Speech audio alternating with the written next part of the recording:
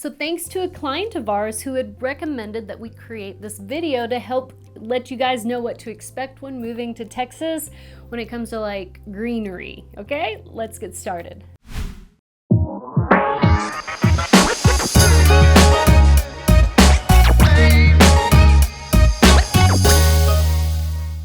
Hello, my name is Dana Pollard and I'm a real estate agent in Texas, and I help you narrow down where to live in this vast state. So if you are thinking about moving to Texas, fill out my dream home questionnaire in the link below and schedule your one-on-one Zoom consultation with one of my most amazing agents.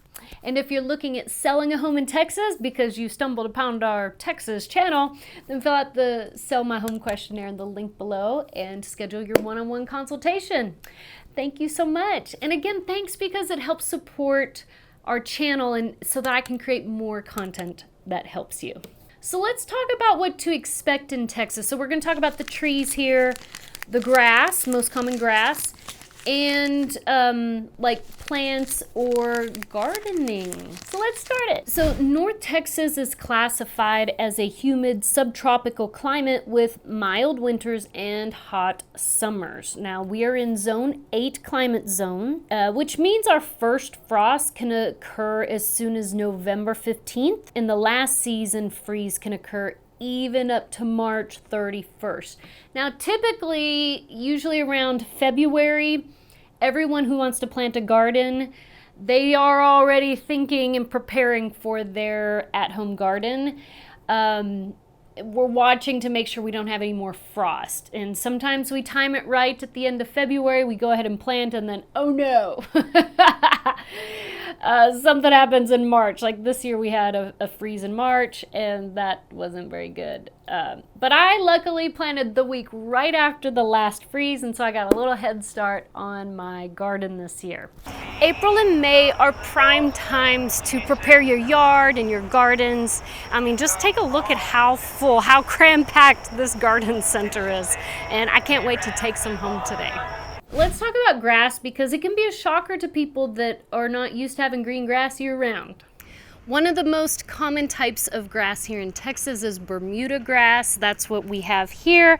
And so if you're building a new home, most likely you're gonna get Bermuda grass.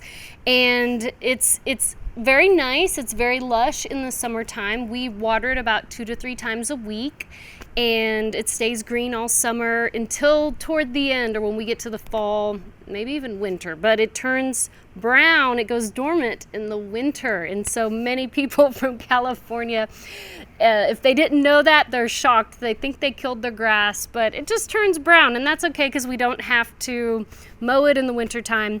But yes, it turns brown, and then back in the spring it turns green again. And so this is our lawn. It looks pretty lush. We do have a local company, NutriGreen, that comes out and they I don't know, fertilize it or something so it stays very green. We don't get very many weeds, but if you don't use it, you will definitely get weeds. But I don't have to pick weeds now. I'm super excited about that. So one of the major problems with Bermuda grass is that it does not tolerate shade well. And so if you have a property with a lot of trees, then Bermuda may be challenging for your property. It requires like 10 to 12 hours of sunlight. And then the other main option is St. Augustine. And there are more options than these two. These are just the most common. The two most common types of grass are Bermuda and St. Augustine. Right here we have St. Augustine. Now, I just have to say it normally looks way better than this. However, it is an example. A lot of people love St. Augustine. It loves the shade, so if you have a very shaded backyard, this might be the way to go. The other type that most people have is Bermuda grass, and Bermuda, that's what I have at my house. It loves the sunlight, so you need many hours for it to be in the sun, which is why sometimes it dies in the backyard if you have a lot of trees. There are other types of grass as well, but these are the two most common. The St. Augustine grass, it's not a native turf type to North Texas. It performs fairly well here though, and remains the second most popular type of North Texas grass. So when I was growing up, I thought St. Augustine grass was just wonderful.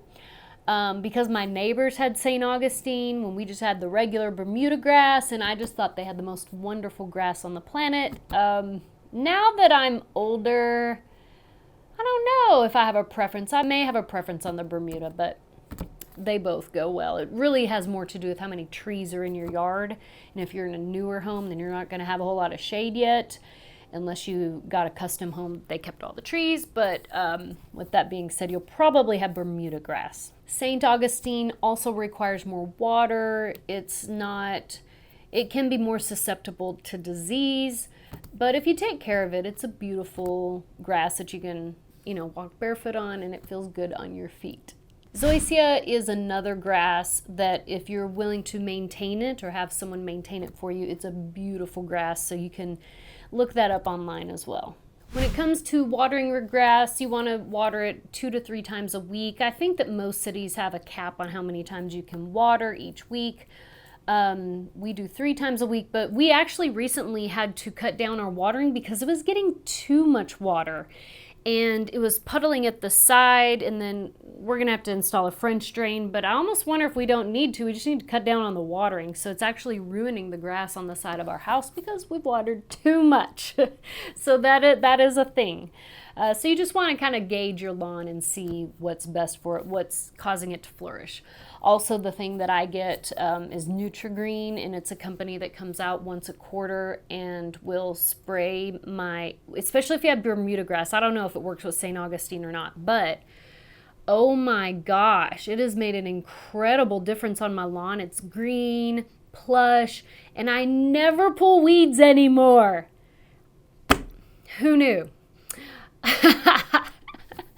Now there's 2 companies. I have Kay on my team had used a big name company, and she did not have very good success with those weeds, but I used a smaller company in Keller and had great success with them. So I'll put their information in the link below as well. And I'm not sure how far of a radius they'll go around Keller, but wonderful, wonderful results.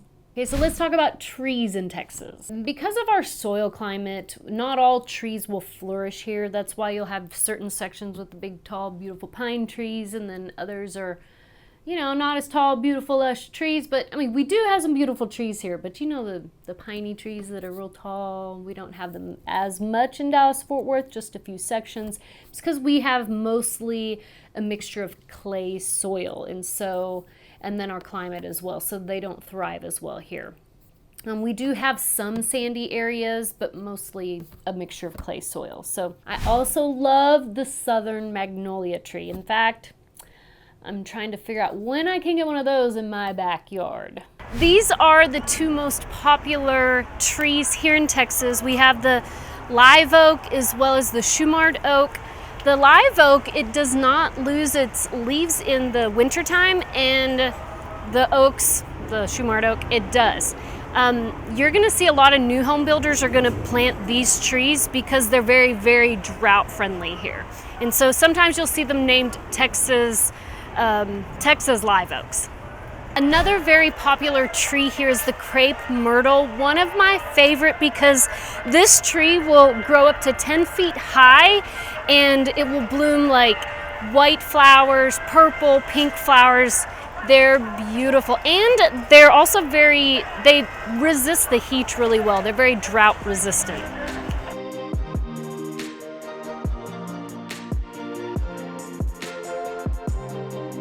Talk just a little bit about plants. Potted plants can do well outdoors. During the heat of the summer, they may need to be watered maybe even 2 times a day. And we have a few potted plants, and we haven't had a whole lot of success, but that may be wise. We're only watering them once a day, if even that. We're bad, but we're trying. Potted perennials do really well here, and definitely during the cold seasons, you may want to bring them indoors. We'll find that with many of our plants that are potted that we'll bring them in during the cold streaks. So these are lantanas, and they're really good for like the flower beds or in pots, and they withstand the heat really well. They come in all kinds of colors too.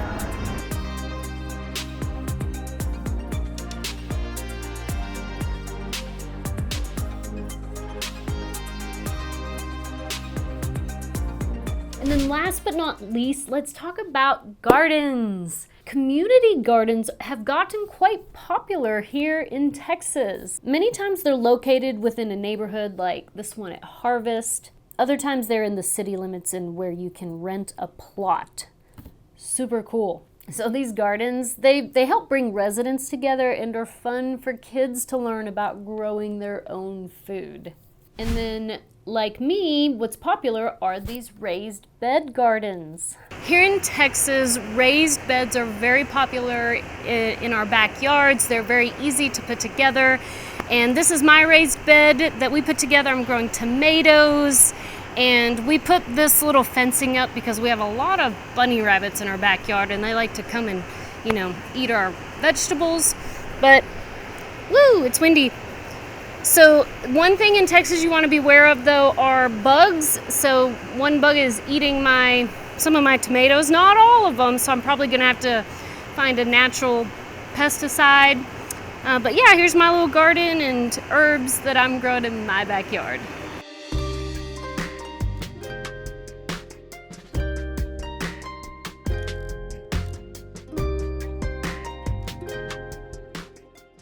I didn't know Tabasco was an actual hot pepper.